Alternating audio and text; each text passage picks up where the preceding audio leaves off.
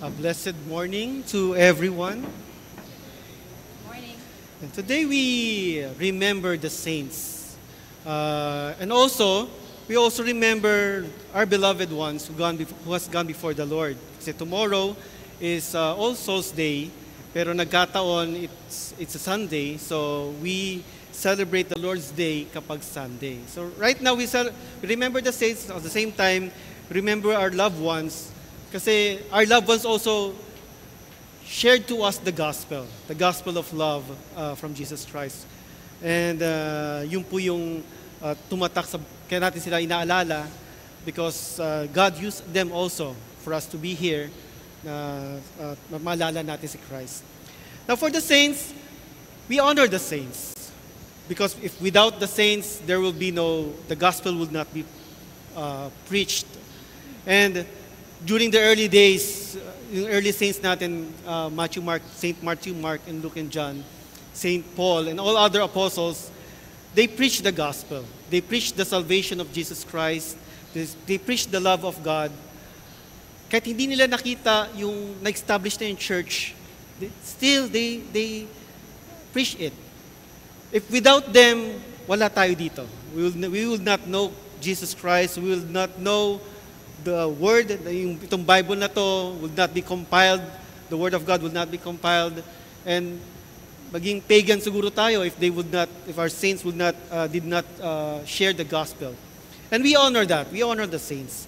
And actually, my quick question is, diba, to the point they gave their life. Diba, we know the stories of the saints, kung paano sila namatay for the gospel. Some of them, they were given a choice. Papatayin ka, you will be killed, or will you deny Jesus Christ?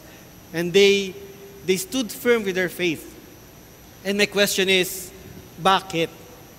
Why will they give of their life for the gospel, for Jesus Christ? Why will they give of their time, their resources? Yung ibang saints, mayayaman sila eh. Pero like Saint Therese, di ba? Mayaman ito, pero binigay niya yung kayamanan niya and she served the poor. Bakit nila ginawa yan? Bakit nila ginawa?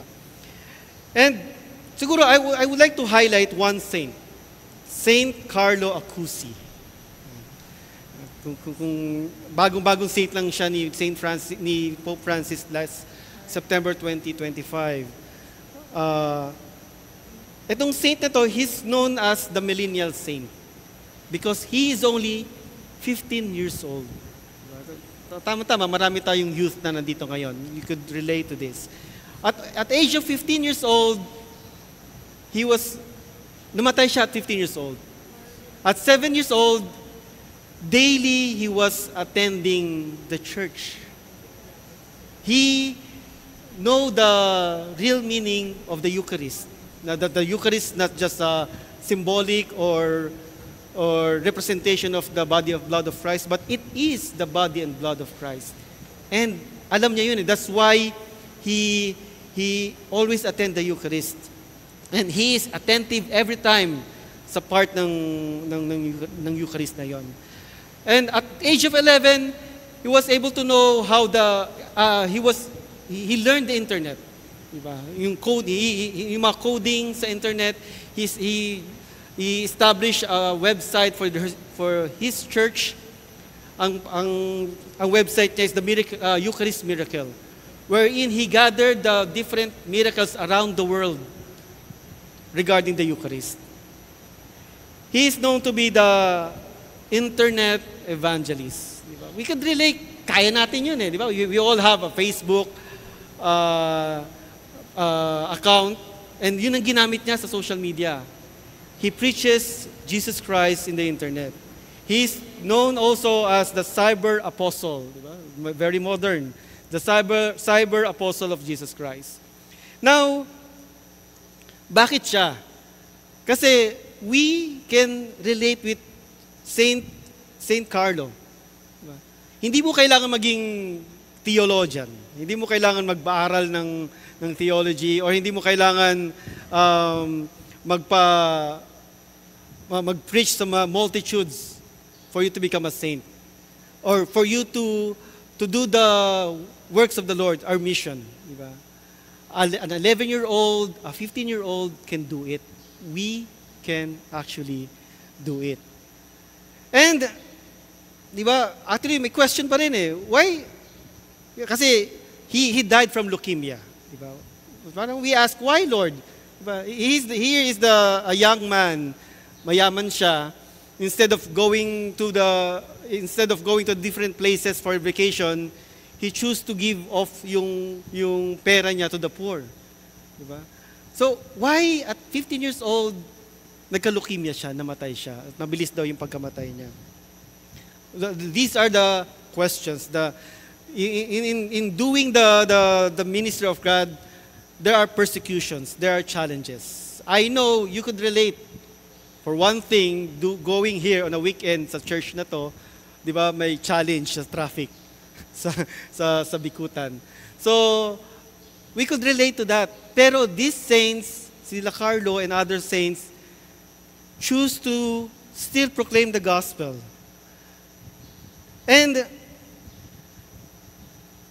yun ang gusto kong intindihin ngayon with all the saints. Why are they so much proclaim the gospel even to their lives? Kahit mamatay pa sila. I believe all the saints pray the Lord's Prayer. Diba? Kasi this is the prayer taught by Jesus Christ for all of us to pray. And lahat tayo nagdadasal dito. And the Lord's Prayer is not just a prayer na kailangan natin ibanggitin. Diba? Pag devotion, pag si Bishop nag-Lord's Prayer na, ibig sabihin patapos na ang devotion. Hindi po ganun yon. Hindi ganun na ibig sabihin ng Lord's Prayer. Or when the choir sings the Lord's Prayer, kailangan ma-hit ko yung note. Diba? Kailangan matugtog ko. No. The Lord's Prayer, every line of the Lord's Prayer is a code. It's a map going to the kingdom of God. We have to study the Lord's Prayer. This will lead us, yung sinasabi ni Bishop, the kingdom of God. And the kingdom of God is nasa atin eh. Remember, from the beginning, we are created in the garden. Our body is created dapat in a perfect world sa garden. Because of sin, nagkaroon ng corruption. Pero ito yung nasa loob natin. Ibig sabihin, the kingdom of God is in us. Diba? Sabi ni Bishop one time, di ba? God, for the kingdom to be here, He is just waiting for us to bring out the kingdom of heaven. Nasa sa atin po yun. And two lines from the Lord's Prayer is, may part doon, Thy kingdom come. Diba? Yun muna. Diba? Thy kingdom come. Where and when will the kingdom come? Will we wait for the end of days ba? Or will we wait pag namatay na tayo, doon lang natin mararanasan ng kingdom come? Hindi po. The kingdom comes here, now. The kingdom will come through us, di ba? Kingdom will come through us. Lalabas po sa atin. When we pray the Lord's Prayer, we are praying to God that God will use us as a vessel, that the kingdom of God will come out from us. How? By our lives. After the next ano. This is our divine assignment. This is our divine mission. In order para maging santo tayo. Ito yung prayer din natin. The next line is the kingdom, thy will be done on earth as it is in heaven. The sacred alignment of heaven and earth. Kung anong nangyayari what is true on the invisible must also be true in the visible. Nakikita natin to when we do the Eucharist, when we pray, Holy, Holy, Holy. At the same time, sa readings natin sa Revelation, lalo na for the past days, St. John saw the heaven. In the middle of the throne room were angels around. And also 24 elders bowing. And angels, the four creatures proclaiming, Holy, Holy, Holy. Kailan natin ginagawa? Ginagawa natin yung tuwing nagsisimba tayo. That's the kingdom of heaven on earth.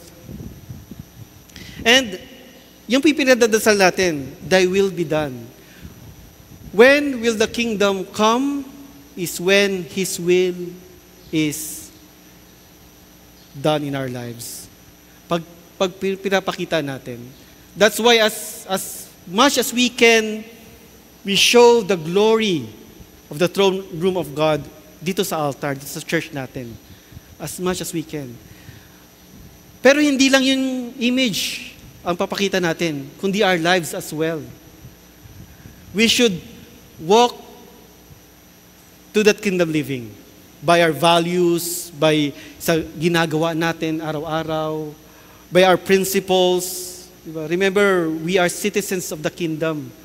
Dapat yun po ang pinapractice natin every day of our lives. When we go out, when we go to school, when we go to work, when we ride the jeepney, the MRT, the Move It, when we drive our cars, dapat po yun ang image na pinapakita natin, the image of God. And these are the values that kailangan natin mapakita. 1 Corinthians, let me read 1 Corinthians 6:19 to 20.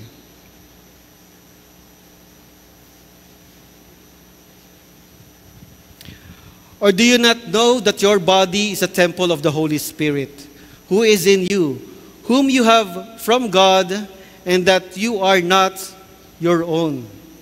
For you have been bought with a price, therefore glorify God in your body. So we are the temple of the Holy Spirit, bawat isa sa atin. And that, on this temple, lalabas po yung kingdom of God within us. So, this prayer is been prayed by the saints, and buhay na buhay po sa kanila. This is the reason they want to share the gospel to the people, to bring the kingdom of God here on earth, to proclaim the gospel, even to the point of death and persecution. But in the Revelation and also in our second reading sa Thessalonians, God promises us glory, a reward afterwards. Diba? Hindi niya tayo pababayaan. He will be brought in His throne room. And let me end with the gospel, Matthew 25. Then the king will say to those on his right, come, you who are blessed of my Father, inherit the kingdom prepared for you from the foundation of the world. So ito po yun, no? Pag ginagawa natin yung will ni Lord. Verse 37 actually, then the righteous will answer him. The righteous, hindi pa nga niya alam di ba? Sabi niya, Lord, when did we see you hungry? And feed you? Or thirsty and give you something to drink? Di ba? Parang alay tinapay, di ba? Kailan ka namin pinakain, di ba? Sa tuwing nag-aalay tinapay tayo, yun po yun. When did we see you a stranger and invite you in, or naked and clothe you? When did we see you sick or in prison and come to you? So the motivation of the righteous one is not because para magawa ko yung ministry ko. Hindi nga nila alam na ginagawa nila ito, na kay Lord na nila ginagawa It's a conviction in their hearts. That's why the righteous ones are doing this. Verse 40 says, the king will answer and say to them, truly I say to you, to the extent that you do it to one another of these brothers of mine, even the least of them, you do it to me. So I encourage you to keep on doing your ministry, whatever you are doing. Walang maliit na bagay. The saints did, the apostles did their ministry, hindi nila alam. After generations and generations, andito tayo. Tayo yung fruit ng ministry nila. And then I encourage you to keep on doing your ministry. Whatever you are doing right now, then God will call you to be doing another task sa church, pinapansin man yung ministry natin, may nakakita man sa atin, o wala, o tayo lang. These are the works done by the saints also. Ito yung mga ginawa nila eh. And hindi may fruit ito in the end. Hindi ito mababaliwala. Hindi natin alam na yung tinulungan natin, yung pagkanta natin, ay meron pala dyan naka-minister. Yung pag-process natin as an acolyte, they saw the image of God. Pagtulong natin sa paghanda natin ng mga pagkain para sa alay tinapay, or pagpunta sa prison, or pag-invite, pagsundo sa mga bata sa sitio para makapunta dito, these are works expected of us so that the kingdom will be brought forth. Amen. The Father, the Son, the Holy Spirit. Please stand.